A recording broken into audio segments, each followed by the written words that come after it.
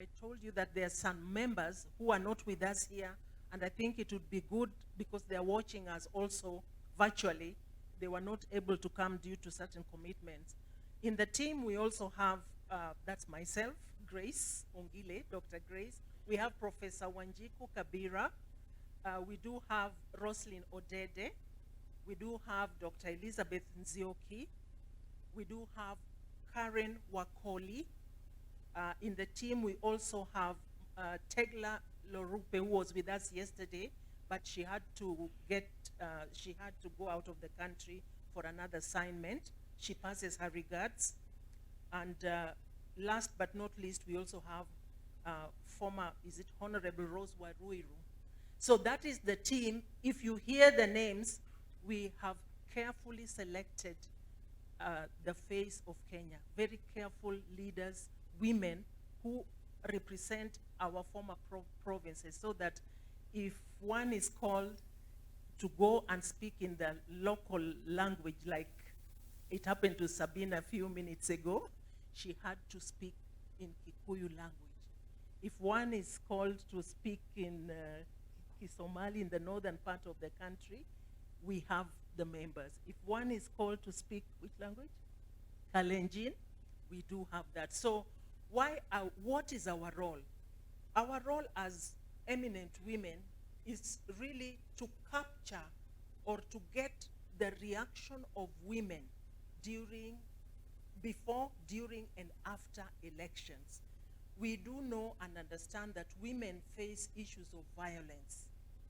We are not saying more about that. We are not saying that men don't help us, but we need a voice to be able to capture how is it during elections or before, are women faring? Because we all want women to show up, to come up, because we are two genders, men and women.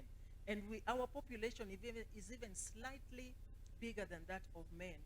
So we have come together to understand, to document, to react promptly. If there's an issue about a woman that is hindering her from voting, we need to capture that.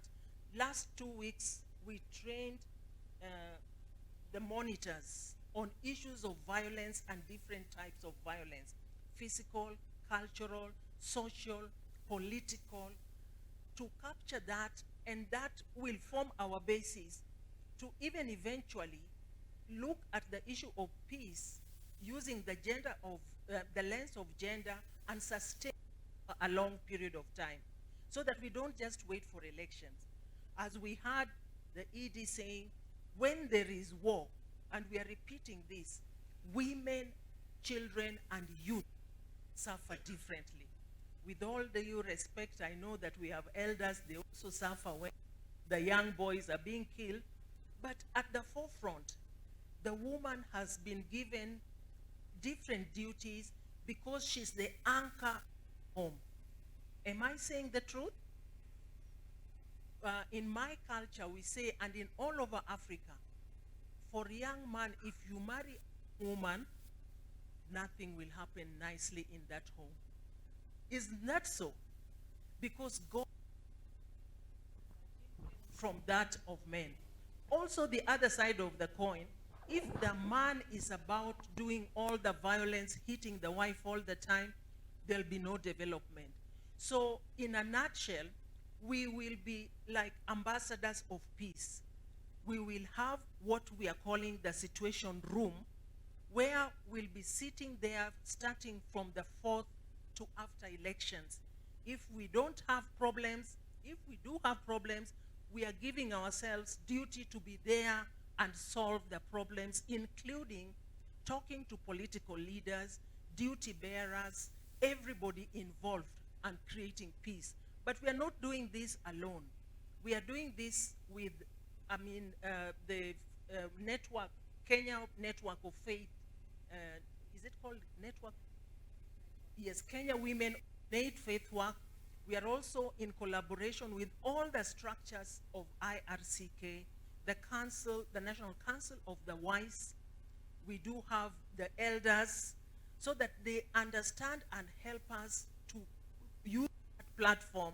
It's a platform for women and also youth, to create peace. So in a nutshell, that is what we are going to do. We are very busy. We were yesterday in Koresoi, and we spoke there at length.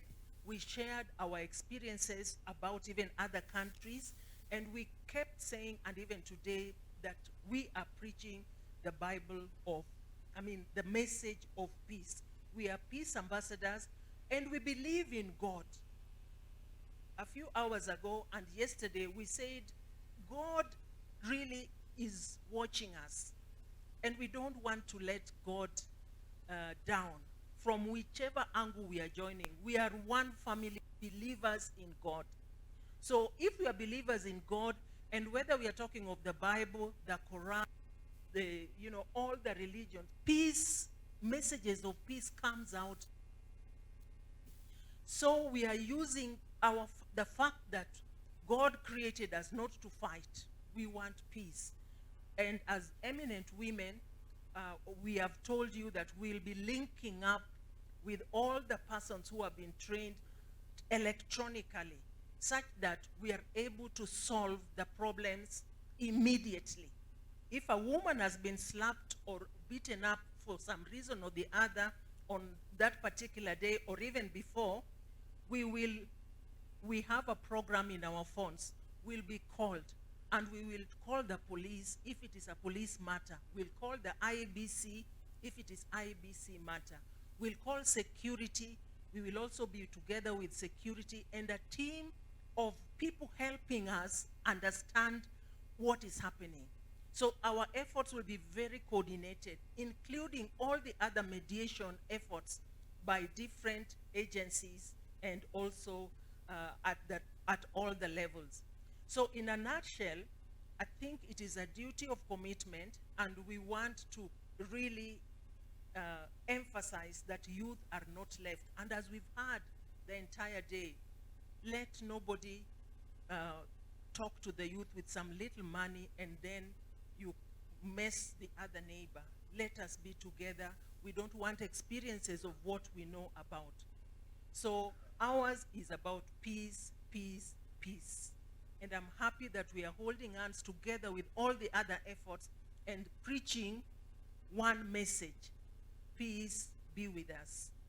Peace be with you. Peace, peace, peace. Thank you.